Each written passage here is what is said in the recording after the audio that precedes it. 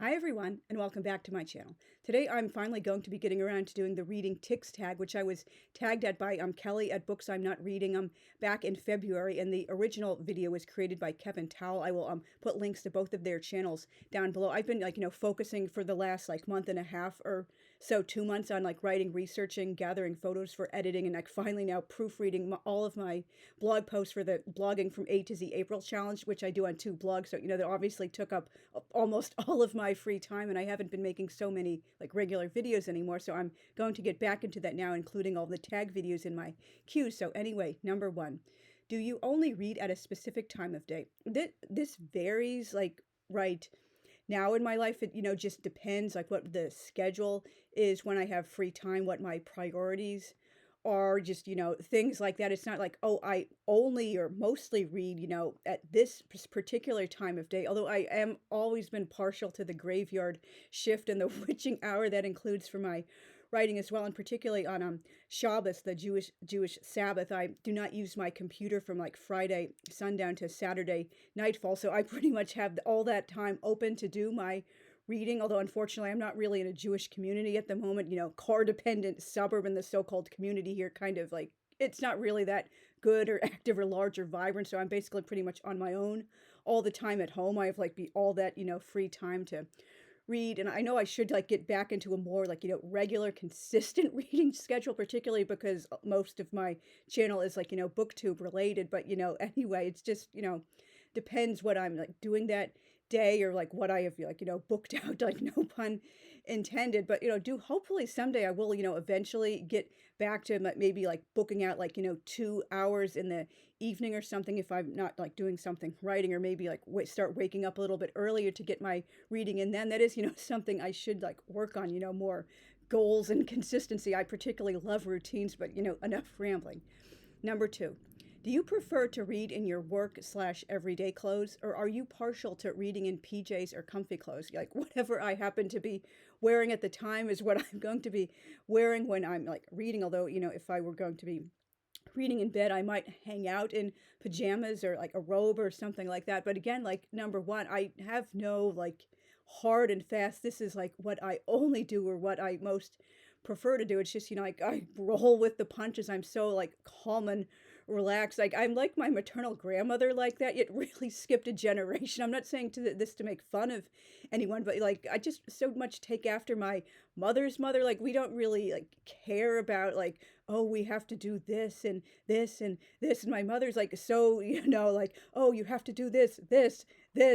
Oh no, terrible. My whole routine and schedule is falling apart. But I'm just more relaxed and so much laid back, like my mother's mother. And if I'm, blessed with a daughter before, time runs out, or if I'm going to adopt a child, she probably will end up more like my mother than I am. So, karmic revenge. Number three, what is your favorite reading spot? Couch, chair, bed, outdoors, somewhere else. Now, when I used to live in Albany, New York, I lived in the Stonehenge apartments from 2013 until I left in 2017. That was a really, really nice apartment complex, and one of the main reasons I loved it so much, my literal backyard was Buckingham Pond. It's technically classified as a lake, but it is more like a large pond, and they have trails and picnic benches, and they also had not a reading area, just a hanging out lounging area, large lawns and greenery and stuff around the apartment complex, so you could just hang out there by yourself or with friends on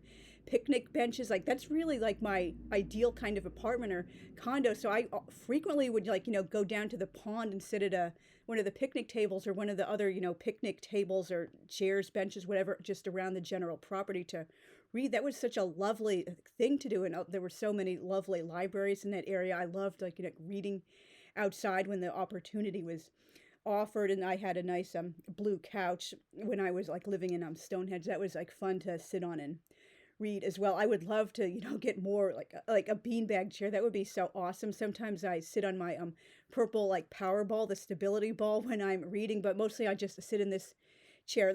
I at the moment I don't, it's, my chair isn't actually facing this way when I'm doing most of my reading and writing and computer work. I just turn it around here, so the lighting is better. It's just I guess that it's better for the computer to face this way instead of like facing towards my bed and the chair, and not the closet door and stuff, but like most of the time I'm, facing this window when I'm sitting here and doing my reading. So anyway, number 4.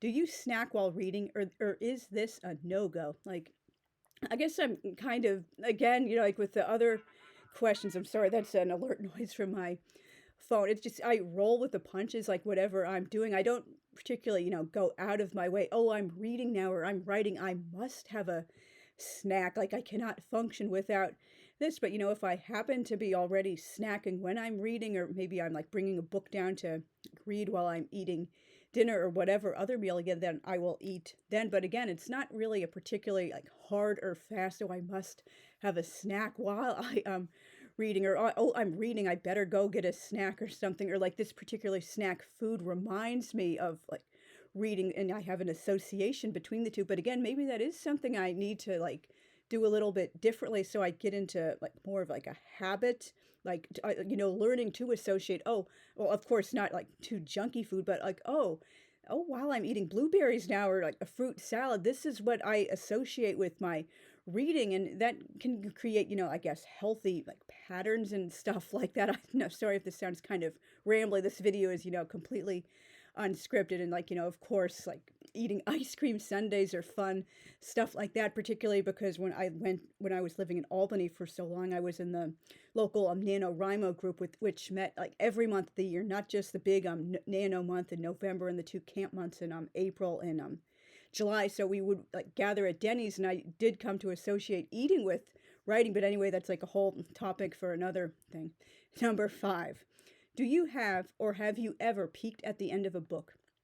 Or do you avoid spoilers at all costs? I am team no spoilers. Even like, when I get to the last page of a book, I, like cover it up with like a bookmark or something like this, and I just slowly pull it down so I will not have the last line or the last like paragraph spoiled. I just don't want to know. And that's, sorry, again, another alert noise. I should have turned the phone off. And that's the reason main reason, I'm sorry, I'm speaking too fast. I stopped reading like, book introductions a while ago, because like when I was, for the 40 Days of Musa Dog, which unfortunately I didn't finish. It's still in my storage locker in Albany, New York. I should probably, at this point, I need to like start over at the beginning, and particularly ironic because it has a bookmark in it. And I think this is the one with this bookmark. It's like written in ransom font, like ransom letter type letters, and saying, "Help, help, help,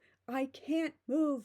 It's so dark in here and the pages are heavy. Please read more. It gets boring stuck between the same pages." Anyway, that's an epic novel about the Armenian genocide, and it's just like, a very like emotional, powerful thing. But I was so upset when I like innocently started reading the introduction, and it revealed a major spoiler about a character. Obviously, I'm not going to give that spoiler myself. It's like, wow, ready to ruin it for everyone and assume we've all read the book, or we don't like give a jack hoot about finding out about, oh, this major plot twist. And that's like one of the main reasons. Sorry, not sorry. I'm proud of, I still stand by every word of this video and the blog post it was based off of, why I hated the frickin' book thief. It's like every few pages, it's like asterisk, asterisk, asterisk centered, all caps and bold, news flash, multiple exclamation points, asterisk, asterisk, asterisk. In 10 months, or like in 6 months, whatever, name is going to die in exactly this way.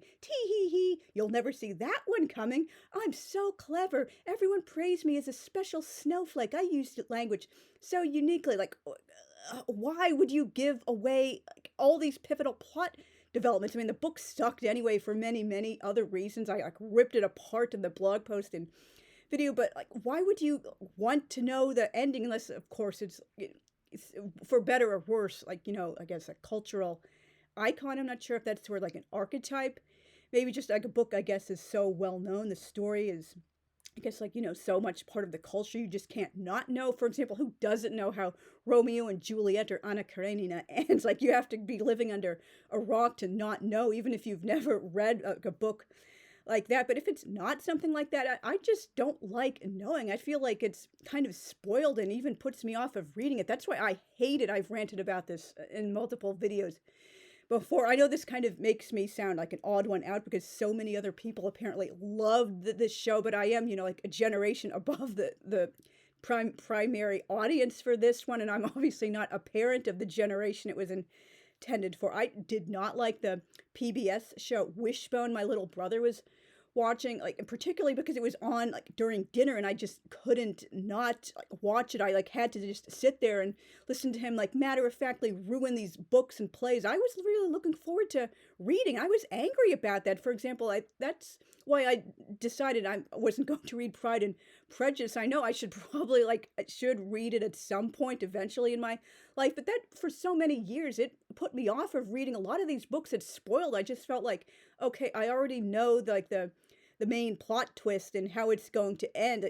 You ruined it for me, you stupid little dog and the little human friends. Like, why should I bother reading it? Because like a lot of the joy of reading a book or a novella, a short story, a play or whatever is you're going on a journey with the characters. I mean, I know the word journey is kind of overused these days, but it really is accurate in many instances. And how can I really like fully immerse myself in that literary like fictional world if I know going in, oh, these characters are going to get married, or these characters who seemed like they were, rock solid, they were gonna like tie the knot at the end, oh, they're gonna break up and the guy is gonna marry this like woman I hate with the fire of a million suns. Like I wanted this character to just like go away, or like or this character is going to like die, or oh, surprise, this character isn't really who he said he was just like hiding his identity for like a funny reason or something like that. So wow, way to ruin it for everyone. I just hate knowing like ahead of time, but surprisingly that's something I don't get from my maternal grandmother. She loves, well, I don't think she reads so much anymore. She's in her early 90s. Unfortunately, her mind is, well, she's not as sharp as she used to be, sadly, unfortunately, but when she was like a larger reader, when she was more mentally alert, she liked to read the ending of books, and like that is not something I get from her at all. And I don't understand people who like to have it, spoiled ahead of time. It's just like, where did you come from? Why do you want to know? But anyway, moving on to number 6. This is another question I feel very passionately about. Do you prefer first person or third person narrative, or do you care? Now the point of view which I like write in like pretty much 99% of the time, and which I prefer to read by far, is third person, particularly third person omniscient, third person limited. I don't mind that. It's not the kind of thing I usually write with, because I prefer to write like I read, and particularly in my chosen genre of like historical fiction, particularly the sweeping saga type of historical fiction. It's going to have a large ensemble cast, not just like one or two main characters. So if there's so many main characters, like why would it need to be third person limited? Just have an omniscient narration, and that shouldn't be confused with God mode, which I've like ranted about in a bunch of previous blog posts and videos. Like even if you didn't like know the term like God mode or whatever, you've probably seen this if you've read any older books. For example, it's passing value judgments on characters, or like giving away the spoilers, like the book thief, or just essentially trying to manipulate the reader how to think and feel. Like, oh, as John knocked on the door, little did he know his father was waiting inside with a belt and was about to like whip him black and blue because he stayed out 10 minutes past his curfew. Or oh, as Janie was looking at the wedding, like the engagement ring advertisements in 17 magazine, dreaming of when she was going to marry Johnny after they graduated college. Little did she know she would never get married. She was going to die in a car accident on the way to her wedding. Or like the stupid old woman like walked down the street without looking and stupidly slipped on a patch of ice. Or like, oh, like, Elizabeth opened the door and she saw her daughter Flora. Her hair was mussed up and her clothes were like backwards and inside out. It looked like Flora hadn't just been innocently playing checkers with her friends. Like, well, duh. It's like, give the reader some credit for like figuring out on their own, coming to their own like, opinions. Don't spoil it for anyone. Like, going back to the previous question, but third person is pretty much where it's at. Although when I write, I love, first person interludes, for example, like a journal entry or a letter or a note to someone. And surprisingly, I know this is more about getting more into writing than reading, but I know it's obviously related. It's on hiatus for the moment. My alternative history about Dante and Beatrice. It was a huge shock to me when it was basically like revealed to me, like the only point of view that felt right for this book. Anything else would have felt wrong. Was writing in first person, particularly because I'm writing in first person as like one of the greatest writers of all time, one of my literary idols. Like, where did that come from? But it just felt right. And that's when I rant about like first person in videos and blog posts, it's not because I inherently hate it or think it's wrong or bad or inferior or can never be done well. Of course not. It's just so many writers these days, they just seem to do it because it's the default. It's lazy, thoughtless. I'm not trying to insult them, but it just seems like it's the default they're choosing because you can't think outside of it. Oh, particularly for YA, and even it's seeped into a lot of middle grade these days. Oh, if that's the only thing you've seen, like models for many years, or you're just like starting out, whatever, and you don't like know any better, you're probably going to jump to that, particularly the first person present tense. I've ranted about this so much. There are like maybe like 5% of the time it like works, like very specific types of books, like, like Holocaust memoirs, stream of consciousness, a story about an intense topic, like, like bullying or depression, a book narrated by like a very like young child, of course, like novels in verse, that's another good one. But like so many times, like if you're writing a YA contemporary, why do we need to be like right in the moment with the heightened dramatic intensity provided by present tense? Particularly, I get on the bus and Johnny smiles at me. I do this, I do that, I say this, I say that, I do this, and I do that.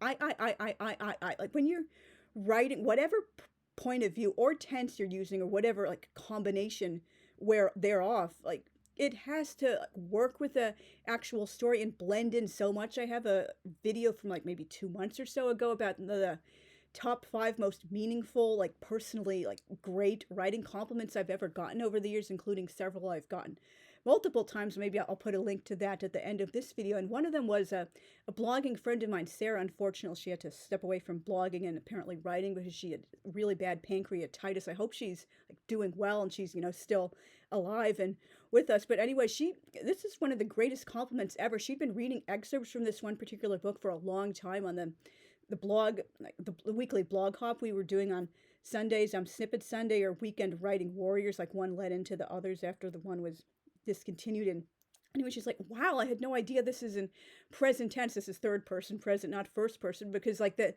for whatever reason, that one like sample, like it just like jarred her, and she guessed hadn't really paid attention. And that should be what you really strive for. It just blends in so seamlessly. The reader just eventually or soon, or maybe even never really like is consciously hyper aware of, oh, this isn't first person, because the first person pronouns are constantly starting sentences, or in every single sentence. It's not just a natural part of the story. And like if the first person pronoun surfaces, it's not like constant. So you cannot help but, notice it all the time. And the same goes for like present tense. I just think it's like overused and chosen like thoughtlessly. I'm not saying like thoughtlessly to insult people, but just like as a matter of fact, like observation. And I also feel very strongly, I've said in multiple prior videos, like if you're going to step outside of the standard classic default, which is like the standard for a reason, the third person past tense, you have to have like experience in writing that classic default for like a long time, so you know how you can like, I guess, break the rules, so to speak, or just do things that are a little bit different. You don't just like skip right to writing in first person, or like, present tense, whether it be third or like first person. Just like, know the rules before you like play around with them. And then you'll have more of a sense of like when like third person isn't the right tense for a particular, not the right tense, the right point of view for a particular story, or like when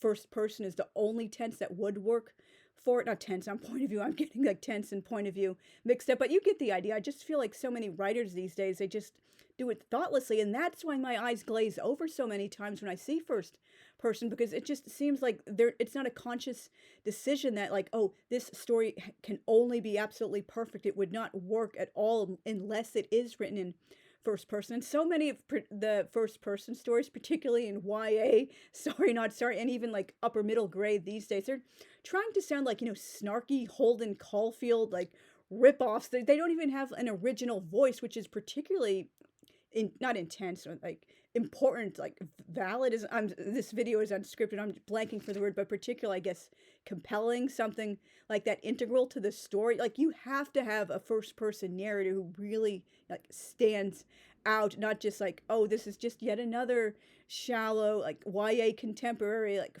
fluff story, whatever that. Oh, it's just yet another first person narrator, not someone who's like a really original voice, but anyway, getting on with it. Number 7.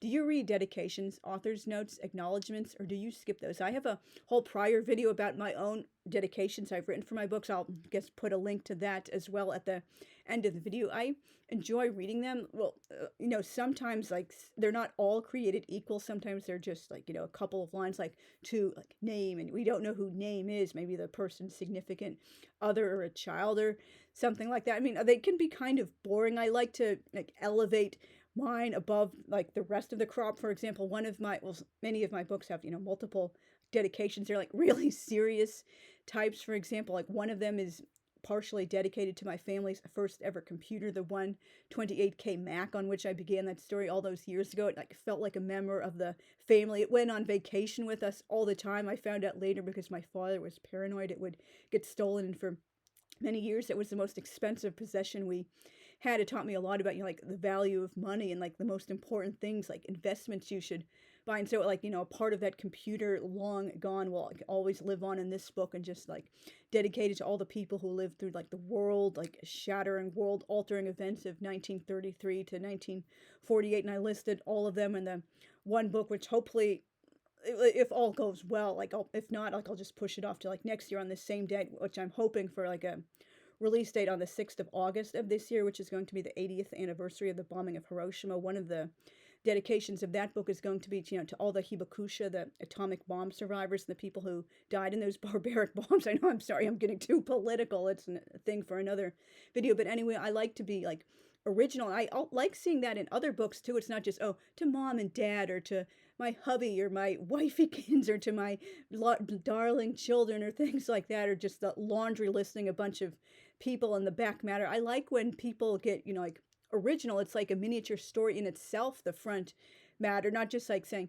oh, this is how I did my research and this is how these names are pronounced. Like actually make it sound like, a fun, engaging story, like, kind of creative nonfiction in its own right. That's why I love writing front and back matter for my own books, particularly in all my books. I do the story behind the story at the end. I would love to see that in more books. I know that's called the author's note for most people, but for me, sometimes it is like a miniature short story in itself. Anyway, number 8. Do you have a favorite reading beverage? This is like the snack when I don't particularly go out of my way to drink when I'm reading or writing, unless I'm by a write-in, but it would be nice to get like deliberately write more. I mean, to drink more when I'm writing. I actually have a couple of my lovely fountain pens that are based on drinks, and this might even, maybe it'll inspire me to write, to drink more when I'm reading. This is iced caramel latte. Most of the pens I saw online, the chocolate comes up to at least like halfway on the body, but it's just, everyone varies, and the chocolate and the milk and the caramel. So that would be like fun to like get into drinking coffee beverages while I'm reading. And Bloody Mary, like who couldn't resist that red Earl Grey. I love tea. That would be like a fun beverage to start like writing with. And a confetti milkshake. Who doesn't love like milkshakes? And I also have a couple more drink-based pens, which I have not opened myself yet. I'm saving them as rewards for me for finishing the third and final draft of that book I mentioned, that's going to be hopefully released this year on August 6th, or next year on August 6th, like whichever date works out. And like that's a matcha tea pen. That would be a great drink to drink while writing and reading. And also a rose tea pen that's obviously pink, and all of these pens have like elements of the drinks in them. So that would be like great to associate with my like reading and with my writing, something fun. Number 9, my lucky number. Well, not my number 2 lucky number. My number 1 lucky number is 11. How do you decide what to read next? TBR, mood, goals, random choice? It, guess all depends what I have out from the library. If it's like a an awareness month, something like that. For example, I'm Jewish American.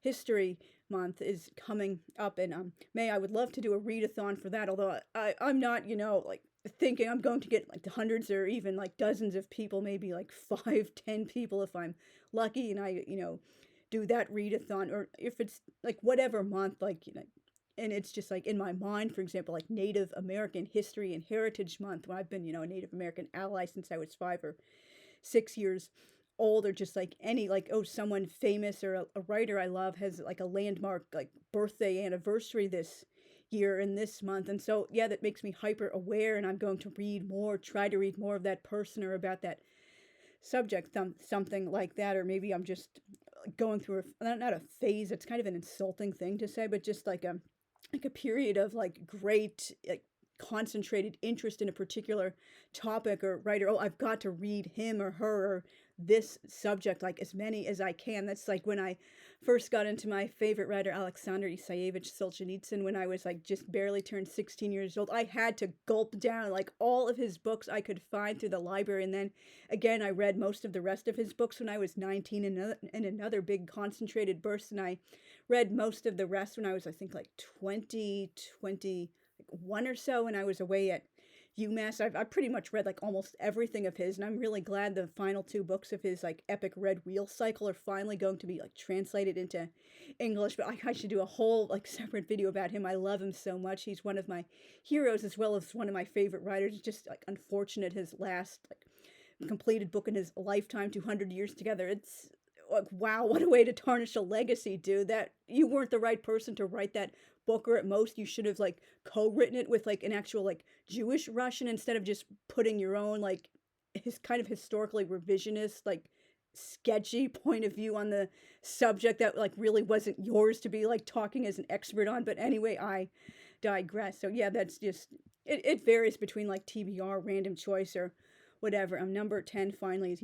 tag some others. I'm sure a lot of people, I was just looking before I started filming, have already done this video, and I'm never quite sure who exactly is going to be like watching my videos to see they've been tagged. But I guess if you guys are watching it and you haven't done it already, like, obviously feel free to tag yourselves. I will put the questions down below. And thanks very much for watching, and I will see you very soon. Bye.